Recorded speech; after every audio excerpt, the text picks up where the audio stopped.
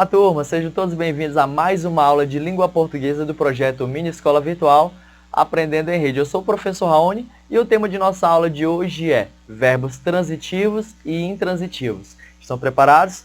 Pegue seu materialzinho e vamos lá. Quanto à classificação verbal, gente, nós temos em primeira mão o estudo dos verbos significativos.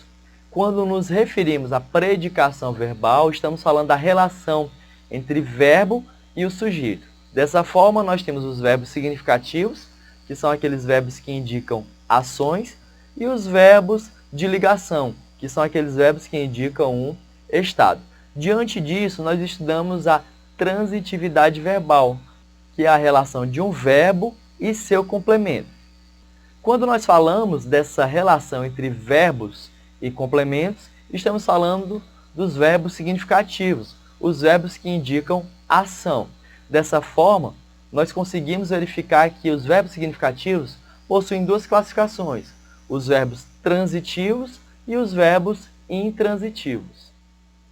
Quando nós falamos de verbos intransitivos, percebemos que são aqueles verbos que possuem sentido completo, ou seja, são verbos que não possuem a necessidade de usar uma complementação verbal. Veja o exemplo a seguir. O que aconteceu? A dona Cacilda Costureira morreu. Percebemos que nesta tirinha, na fala da segunda senhora, ela utiliza o verbo morrer. Diante desta situação e o contexto, percebemos que o verbo morrer não necessita de uma complementação. Nós temos todo o entendimento relacionado àquele diálogo, pois o verbo ele exprime uma ideia completa. Isso, contrariamente à ideia do verbo transitivo. O verbo transitivo ele não possui sentido completo, ou seja, ele necessita de uma complementação, de um termo que complemente o seu sentido. Diante disso, os verbos transitivos eles podem ter três classificações básicas. Podem ser verbo transitivo direto, indireto ou bitransitivo.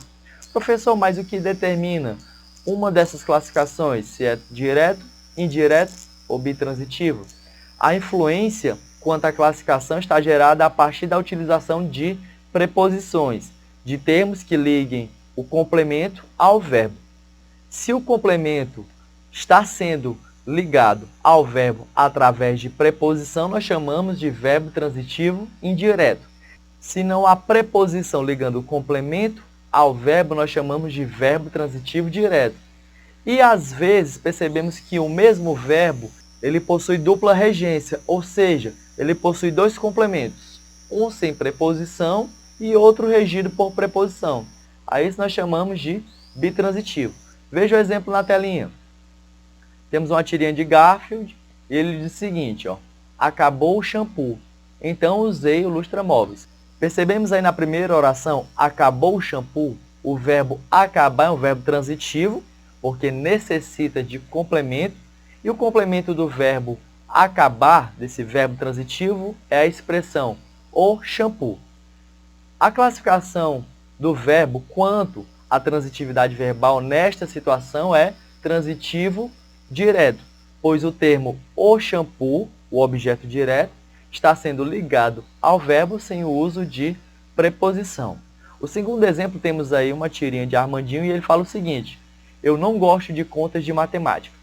Percebemos que ao utilizar o verbo gostar, esse verbo exige uma complementação para ter sentido.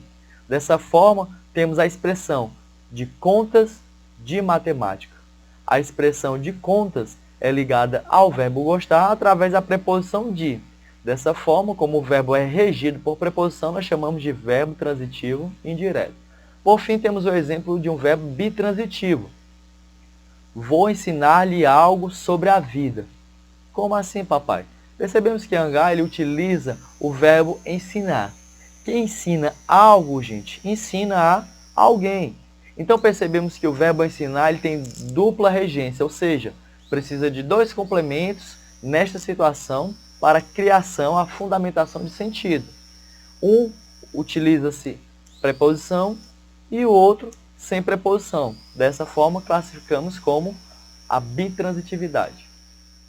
E aí, pessoal, deu para entender um pouco mais sobre os verbos transitivos e intransitivos?